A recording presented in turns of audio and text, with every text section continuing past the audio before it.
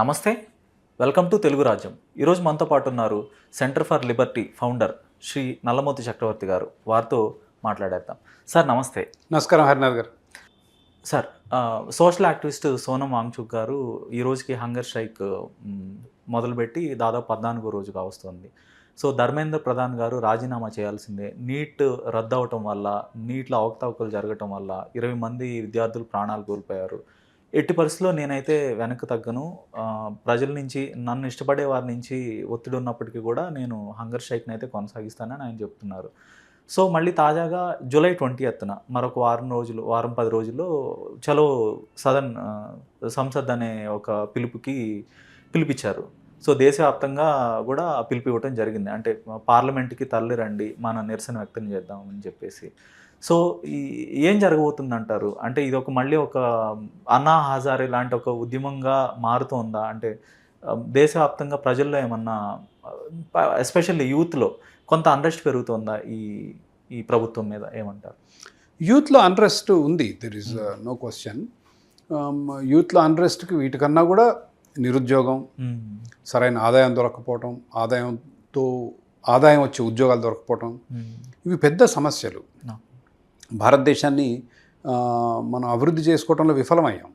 మోడీ గారు వచ్చినప్పుడు 2014లో lot of euphoria మారుతుంది, ఆర్థిక విధానాలు మారుతాయి, దేశం డబుల్ డిజిట్ గ్రోత్, చైనా తరహాలో అనూహ్యమైన అభివృద్ధి వచ్చింది. నేను వేసాను మోడీ గారికి ఓటు 2014లో. కానీ it was a big disappointment. ఆయన ఏమీ చేయలేదు. కాంగ్రెస్ పాలనకి, యూపీఏ పాలనకి, ఎన్డీఏ పాలనకి వ్యత్యాసం చాలా తక్కువ. అదర్ దాన్ కొంత ఆయన కోర్ బేస్కి, మతానికి సంబంధించి ఏదైతే వాగ్దానాలు చేశాడో అంతవరకు చేశారు, అది పర్లేదు. ఎకానమీ పరంగా అయితే ఈజ్ ఏ టోటల్ ఫెయిల్యూర్. అది is what hurts youth, and they get attracted to any movement that comes about. So cockroach Janata Party చూస్తే అగైన్ నో న్యూ ఐడియాస్. మళ్ళీ లెఫ్ట్ భావజాలమే. ఇప్పుడు భారతదేశాన్ని ఈ అధపాతాళానికి తీసుకుపోయింది ఈ left economics. Public sector companies కానీ, ప్రభుత్వాలకు అపారమైన అధికారాలు ఇస్తే వాడు లంచాలు దోచుకోవటం, రకరకాల చట్టాలతో వ్యాపారాలు చేయకుండా అడ్డుకోవటం, లేబర్ చట్టాలు, ఇవన్నీ భారతదేశ అభివృద్ధికి అడ్డంకులు. కాక్రోచ్ జనతా పార్టీ వాళ్ళు ఏదో 5, 6 మిషన్ స్టేట్మెంట్ ఇస్తే హాస్యాస్పదంగా ఉన్నాయి.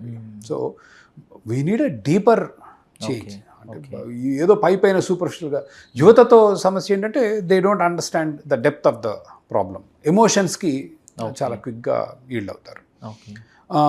ఇక నీట్ విషయానికి వస్తే, అసలు నీటు కేంద్ర ప్రభుత్వం ఎందుకు నిర్వహించాలండి? 140 కోట్ల జనాభాలో శుభ్రంగా రాష్ట్రాలు వాళ్ళ ఎంట్రన్స్ వాళ్ళు చేసుకునే వాళ్ళు, అడ్మిషన్ తెచ్చుకునే వాళ్ళు, కొంచెం ఇతర రాష్ట్రాల అడ్మిషన్ అంటే కొంచెం ఇబ్బంది అయ్యేది. ఏది అందరికీ ఒకటే ర్యాంక్ కాదు కాబట్టి అయినా మేనేజ్ చేసుకునేవాళ్ళు. అసలు కేంద్ర ప్రభుత్వం పరీక్షలు పెట్టడం ఏంటండి? అది ఏమి సంబంధం కేంద్ర ప్రభుత్వానికి? ఇది కేంద్రీకృతం అవుతున్నాయి. ముందు పరీక్షలు వాళ్ళే నిర్వహించారు, దాని తర్వాత అడ్మిషన్స్ కూడా మేమే చేస్తూ ఉంటారు. ఇప్పుడు కొంత అడ్మిషన్స్ వాళ్ళు చేస్తున్నారు ఆల్రెడీ. ఇప్పుడు మా స్థానిక కాలేజ్, మనకు స్థానిక సీట్లు ఉంటాయి, కొంచెం నేషనల్ సీట్లు ఉంటాయి. నేషనల్ సీట్లు మేమే నింపుతూ ఉంటారు. అదైన తర్వాత స్థానిక సీట్లు కూడా మొత్తం దేశమంతా మేమే నింపుతాం, మీరు అంత అవకతవకలకు పాల్పడుతున్నారు అంటారు. ఇది పరిస్థితి. అంటే రాష్ట్రాల హక్కుల్ని హరించే విధానాలు ఇవి. శుభ్రంగా రాష్ట్రాలకు ఇచ్చింది, గొడవ ఎందుకు? ఎవరిది వాడు చూసుకుంటాడుగా. ఎందుకు ఈ నీటు పీటు మీకు చేత కాదు. And it is not the right model, it should not be. Okay, ఇందాక మీరు అన్నారు అంటే లెఫ్ట్ భావజాలం కారణంగా దేశం కొంత వెనక్కి వెళ్ళింది. సో ఆ భావజాలం మూలంగానే దేశం వెనకబడింది. ఓకే, ఇప్పుడు 1991లో మన ఆర్థిక వ్యవస్థని లిబరలైజ్ చేశారు. తర్వాత మనకి ఫండ్స్ వచ్చాయి, ఇక్కడ అభివృద్ధి కొంత అభివృద్ధి కనపడింది. సో అయితే ఇప్పటికీ కూడా ఈ క్యాపిటలిజం కానీ, ఈ లిబరలైజేషన్ కానీ, ఇన్కమ్ ఇన్ఈక్వాలిటీస్ అనే ఒక ప్రాబ్లమ్ని అడ్రస్ చేయలేకపోతున్నాయి. Rich becoming richer, poor becoming much poorer అనే ఒక పరిస్థితి ఉంది. 100%.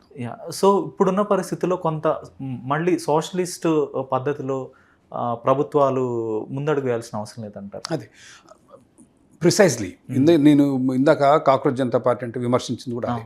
ఒక సమస్య ఉంది, ఆ సమస్యకు మూల కారణాలు తెలుసుకోకుండా మళ్ళీ నేను పాత రాతయుగానికి పోతా. ఇప్పుడు మనం సోషలిజం చూసాం. ఒక ఫోన్ కావాలంటే 7-8 ఏళ్ళు పట్టేది, ఒక స్కూటర్ కావాలంటే 3-4 ఏళ్ళు వెయిటింగ్ లిస్ట్. పాలు, పెరుగు, నెయ్యి, నూనె, బిస్కెట్లు, బ్రెడ్ అన్ని ప్రభుత్వమే చేసేది. మీ ఫర్నిచరు, మీ tiles, everything, TV EC TV అని ఉండేది, డైనోరా టీవీ అని ఉండేది, ప్రభుత్వాలే చేసాయి. Watch, HMT watch okay. అన్ని ప్రభుత్వమే. నాశనం అయిపోయింది దేశం, సర్వనాశనం అయిపోయింది. మ్మ్. 1990లో సరళీకృత ఆర్థిక విధానాలు వచ్చాయి, అభివృద్ధి చెందాం కొంతమేర మ్మ్. పనిచేసాయిగా. ఈరోజు కుంటుపడింది. ఓకే. ఎందుకు అని అర్థం చేసుకోకుండా, లేదు నేను మళ్ళీ అదే పోతా అంటే ఎందుకు వెనకబడ్డామంటే ఈరోజు ఒకటి ఆ లిబరలైజేషన్ ఏదైతే ఉందో మ్మ్. ఆగిపోయింది. ఓకే. 1990లో మనకు గత్యంతరం లేక, గతి లేక మనం లిబరలైజ్ చేసాం. లిబరలైజ్ చేసామంటే ఏంటి? ఎగుమతులు దిగుమతుల మీద ఆంక్షలు తగ్గించాం, ప్రభుత్వ రంగ సంస్థలను అమ్మేశాం, మ్మ్. స్టాక్ మార్కెట్ని ప్రోత్సహించాం, మ్మ్. ప్రైవేట్ బ్యాంకులు వచ్చాయి. ఓకే. అయ్యేసరికి అనూహ్యమైన ఐటీ కంపెనీలు వచ్చాయి. ఐటీ కంపెనీల మీద లేబర్ చట్టాలు లేవన్నారు. మ్మ్. దుర్మార్గం భారతదేశంలో లేబర్ చట్టాలు, కమ్యూనిస్ట్ చైనాలో లేవు ఈ లేబర్ చట్టాలు, ఓకే. భారతదేశంలో ఉన్నాయి. నాశనం చేసింది మ్యానుఫ్యాక్చరింగ్ సెక్టర్. మ్మ్. 100 మంది ఉంటే యూనియన్ వచ్చింది. యూనియన్ వస్తే మీరు జీతాలు నిర్ణయించలేరు, ఒకటి ఉద్యోగం నుంచి తీయలేరు, మీ కంపెనీ దివాలా ఇస్తే ముయ్యలేరు. మ్మ్. ఎవడు చేస్తాడు? ఓకే. ఇవాళ చైనా వాడు అక్కడ పోయాడు, మనం ఇక్కడ ఉన్నాం, ఆ వాడు అక్కడ ఉన్నాం, మనం ఇందుకే ఉంటాం మరి మ్మ్. మనం. సో బట్ ఐటీలో లేదు. ఏమైంది ఐటీలో? మనం ఏంటి? వెనకబడ్డ దేశం. మ్మ్. వెనకబడ్డ దేశం కంప్యూటర్లు చేయటం ఏంటి అసలు? మ్మ్. మనం అజ్ఞానులం కదా, మ్మ్. లిటరసీ చదువు కూడా రానివాళ్ళం కదా. మన కంప్యూటర్లో అంత పై కిందకి వెళ్ళాం, చట్టాలు లేవు అడ్డుకోవటానికి. ఓకే. అదే మ్యానుఫ్యాక్చరింగ్ బ్రెయిన్ లేకుండా చేయొచ్చు, కూర్చొని రోజు ఇది అన్ని పెట్టినట్లు బోల్టున్నట్టు బిగించడమే కదా. దానికి బ్రెయిన్ అవసరం లేదు, దీనికి బ్రెయిన్ అవసరం. మరి దీంట్లోనేమో పైకి వెళ్ళాం, దాంట్లోనే అడుక్కుపోయాం. ఓకే. అది యూ హ్యావ్ టు అండర్స్టాండ్. మన భారతదేశం ఎందుకు ఎదగట్లేదు? ఒక్క బిఎస్ఎన్ఎల్కి 3 లక్షల కోట్లు ఇచ్చారు మీరు బెయిల్అవుట్. ఎందుకు? మీకు ప్రభుత్వ రంగ సంస్థ. ఓకే. భారత్ సంచార్ నిగమ్కి 3.5 లక్షల కోట్లు ఇచ్చారు. ఓకే. ఓకే. మీకు ప్రైవేట్ బ్యాంకులు చక్కగా పనిచేస్తున్నాయిగా. ఎందుకు ఎస్బీఐలు ఈ బ్యాంకులన్నీ లక్షల కోట్లు తగలబెడుతున్నారు? వాళ్ళందరూ ఎమ్మెల్యేలు, ఎంపీలు, ప్రభుత్వానికి వాళ్ళతో మంచి సత్సంబంధాలు ఉన్న వాళ్ళందరికీ లోన్లు ఇస్తారు. వాళ్ళు లోన్లు ఎగ్గొట్టి పోతారు. వీళ్ళు మళ్ళీ 1 లక్ష కోట్లు బెయిల్అవుట్ ఇస్తారు. ఇది దేశాన్ని నాశనం చేసేది. కానీ ఇది మనం మార్పు తెచ్చుకోవాలి. కానీ నేను మళ్ళా వెనక్కి పోతా అంటే, ఇప్పుడు వ్యాపారస్తులు ఉన్నారు, కొందరు వ్యాపారస్తులకు ప్రభుత్వం సహాయం చేస్తుంది, ముబ్బడికి సంపాదిస్తున్నారు. మరి అది అసమానతే కదా, ఆదాయం అసమానత. మరి మనమే సృష్టించుకుంటున్నాం కదా. ఇప్పుడు ప్రభుత్వం షిరిడి సాయి అనే కంపెనీకి, ఒక కంపెనీకి మొత్తం 90% ఇచ్చింది కాంట్రాక్ట్లు. మిగిలిన వాళ్ళందరూ దివాలా దించింది. వాళ్ళందరూ కిందికి పడిపోయారుగా. వీళ్ళు ఒక్కరు ధనవంతులు అయ్యారుగా. మనం సృష్టించిందే కదా. అదాని ఏంటి? ఎయిర్పోర్ట్లన్నీ ఇప్పుడున్న బీజేపీ ఎన్డీఏ ప్రభుత్వం పెట్టింది. ఒక కంపెనీకి 3 ఎయిర్పోర్ట్లకు మించి మేనేజ్ చేసే అవకాశం ఉండకూడదని వాళ్ళే తీసేశారు ఆయన కొరకు. పోర్టులు, ఎయిర్పోర్ట్లు, మైన్లు అన్ని ఇస్తే మొత్తం ఒక దగ్గర కేంద్రీకృతం అవుతుంది కదా. అది మారుస్తామా? ఇదంతా పని చేయట్లేదు, పోదాంపా సోషలిజం కంటే అడక తింటాం. వెనిజువేలా అవుతాం, నార్త్ కొరియా అవుతాం, క్యూబా అవుతాం. ఇవన్నీ చూసిందే కదా. అది ఓకే. సో పావర్టీని ట్యాకిల్ చేయడానికి, లేదంటే పూర్ పీపుల్ని అప్లిఫ్ట్ చేయడానికి ప్రభుత్వాలు ఎలాంటి సొల్యూషన్తో రావాలంటారు? అంటే పూర్తిగా క్యాపిటలిస్టులకి పూర్తి లిబర్టీ ఇచ్చేసి పూర్తిగా అన్ని ప్రభుత్వ సంస్థల్ని ప్రైవేట్ పరం చేస్తే ఈ సమస్య తగ్గుతుందంటారా? ఈ ప్రపంచంలో క్యాపిటలిస్ట్ విధానాలు వాడి నష్టపోయిన దేశం పేరు ఒక్కటి చెప్తారా? అభివృద్ధి చెందిన దేశం ఏదైనా ఉందా? ఫ్రీ ట్రేడ్, స్వేచ్ఛగా ఎగుమతులు దిగుమతులు చేసుకున్నాం కాబట్టి మా దేశం దివాలా తీసిందన్న దేశం ఒకటి ఉందా? ఆంక్షలు పెట్టి దివాలా అయిన దేశాలు 100 ఉన్నాయి. సింగపూర్ పరిస్థితి ఏంటి? వాళ్ళ ఒక స్లమ్ అండి అది. మీ ముంబై స్లమ్ ఎట్లా ఉంటుందో అట్లా ఉండేది సింగపూర్ స్లమ్. ఇవాళ ఎంత అభివృద్ధి చెందింది. హాంకాంగ్ ఏంటి దాని పరిస్థితి? చైనా పరిస్థితి ఏంటి? వాళ్ళ చైనాని పాలించేది కమ్యూనిస్ట్ పార్టీ, ఆర్థిక విధానం క్యాపిటలిజం. మొత్తం అమ్మి పారదొబ్బారు పబ్లిక్ సెక్టర్ కంపెనీలని.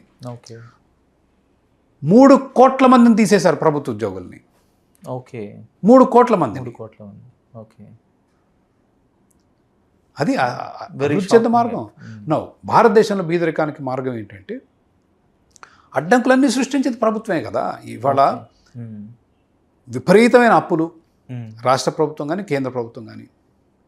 బీదరికానికి ప్రభుత్వం అప్పుకి ఏంటి సంబంధం అంటే, వ్యాపారాలు, కొత్త వ్యాపారాలు వచ్చి మీకు ఉపాధి అవకాశాలు సృష్టించి మన అవసరాలు తీర్చాలి. ఇవాళ భారతీయులకి ఏం కావాలండి?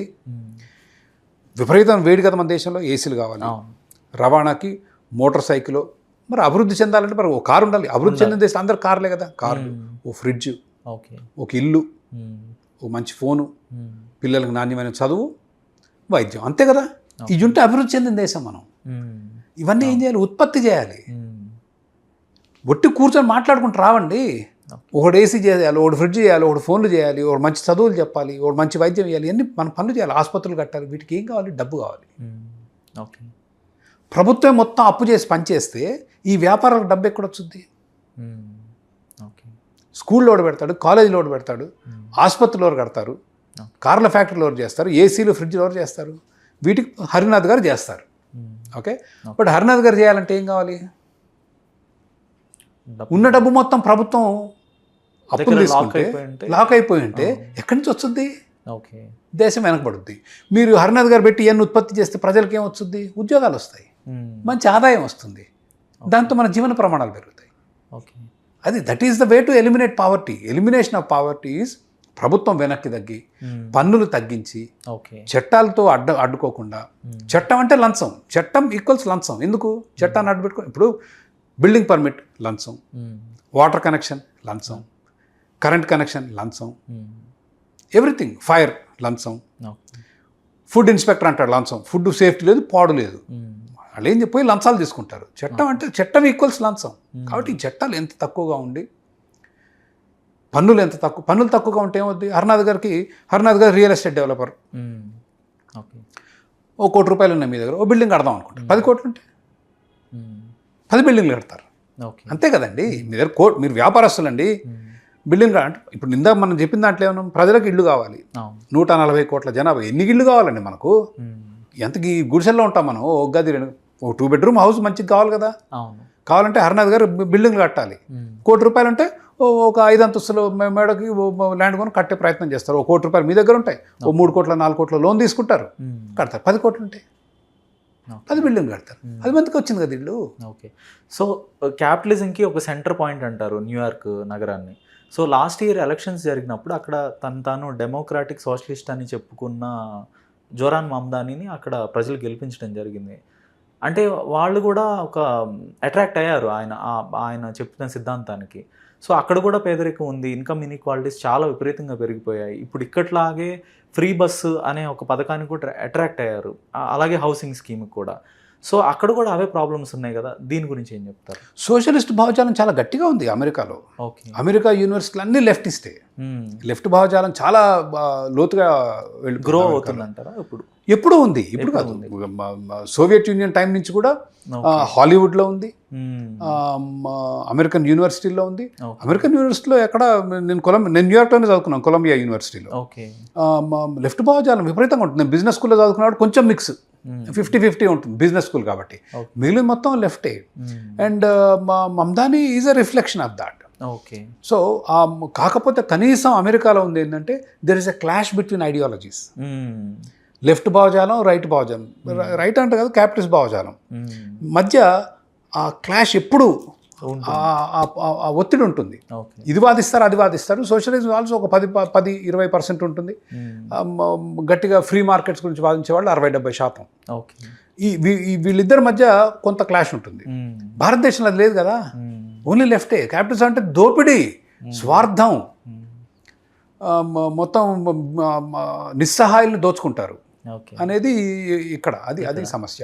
But Mamdan is a problem. And అసలు మన భారతదేశం మొత్తం పెట్టాడు, free bus, rent control, ration, మన రేషన్ షాప్లో కానీ సూపర్ మార్కెట్లు పెడతా, దే విల్ ఆల్ ఫ్లాప్.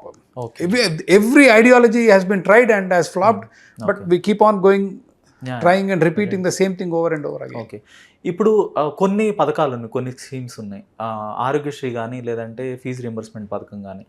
ఇవి ఒకవైపు పేదలకి మేలు చేస్తానే, మరొక వైపు కార్పొరేట్లకు కూడా మేలు చేసిన పథకాలే ఇవి.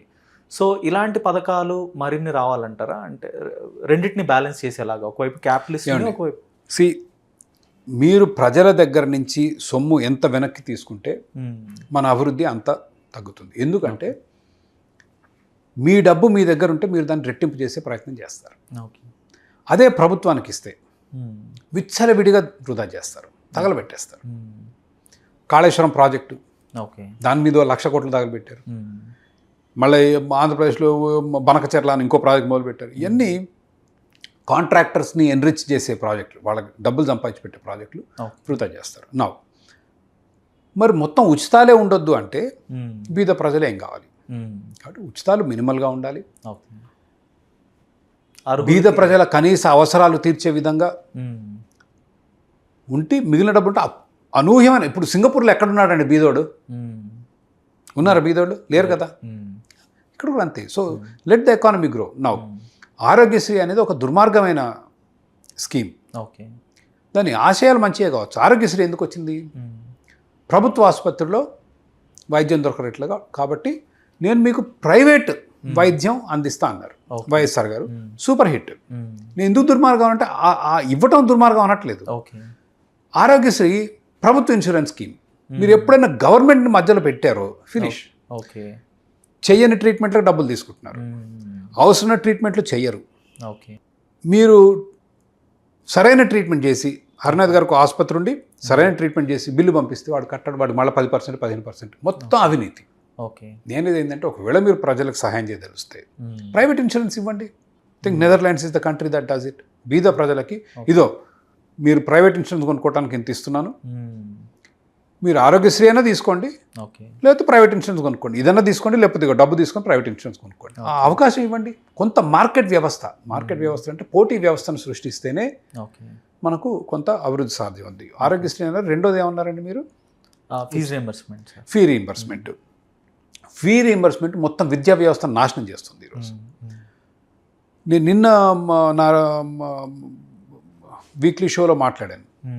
10,000 కోట్ల రూపాయలండి ప్రభుత్వ బాకీ తెలంగాణ రాష్ట్ర ప్రభుత్వం. ఫీ రీయింబర్స్మెంట్లో ఆంధ్రప్రదేశ్లో అటు ఇటుగా అంతే ఉంటుంది. 5 నుంచి 8,000 కోట్లు ఉందో, మరి ఇంకెక్కువ ఉందో నాకు తెలియదు. 10,000 కోట్ల రూపాయలు ప్రభుత్వం 250 కోట్లు ఇస్తాం పో అంటుంది. అసలు ఈ కాలేజీలు 10,000 కోట్ల బాకీ ఉంటే కాలేజీలో లెక్చరర్లకి ప్రొఫెసర్లకి జీతాలు ఎట్లా ఇస్తారండి? చదువులు ఎట్లా చెప్తారు? శుభ్రంగా నేను చదువుకునే రోజుల్లో 6,500 అండి కాలేజ్. సిబిఐటీలో చదివాను నేను. 6,500 సెమిస్టర్కి 3,250 కట్టాలి. కట్టేవాళ్ళని చదువుకునేవాళ్ళం. నువ్వు బీద విద్యార్థులకు సాయం చేయాలా? ఇవ్వు డబ్బు, ఓ చెక్ ఇవ్వు, కాలేజ్ చెక్క నువ్వు పోయి కట్టుకుంటారు. అంతేగా నువ్వు కాలేజీలను ముప్పించడం ఏంటి? 10,000 కోట్లు అంటే కాలేజీలు ఎట్లా నడుస్తాయి? నీకు ప్రభుత్వం కదా, నీకు మితంగా ఉంది కదా, నీకు ఉన్నంతలో ఈ విద్యార్థులకి డబ్బులు పోయి వాళ్ళే కట్టుకుంటారు ఫీజులు. అంతేగాని నేను ఫీ రీయింబర్స్మెంట్ చేస్తా అని వీళ్ళని చేర్పించి వాళ్ళు చదువులు చెప్పలేక సిబిఐటి అండి బోర్డు పెట్టింది బయట. ఈ కాలేజ్ మేము నడిపించలేని పరిస్థితుల్లో ఉన్నాం విద్యార్థులారా, దయచేసి ఫీజులు కట్టండి. మేము దిస్ ఈజ్ 10-15 సంవత్సరాల క్రితం. దయచేసి మీరు ఫీజులు కట్టండి, ప్రభుత్వం మాకు రీయింబర్స్ చేస్తే మీ ఫీజులు మీకు వెనక్కిస్తామని. అంటే శుభ్రంగా నడిచే విద్యా వ్యవస్థని ఎట్లా నాశనం చేయాలనేది మనం వీళ్ళ నుంచి నేర్చుకోవచ్చు. సో ఫీ రీయింబర్స్మెంట్ ఇవ్వదలుచుకుంటే ఇవ్వండి, ఉన్నంత డబ్బులు ఇవ్వండి, కానీ కాలేజీలకి ఇబ్బంది పెట్టకూడదు. Thank you sir. Thank you.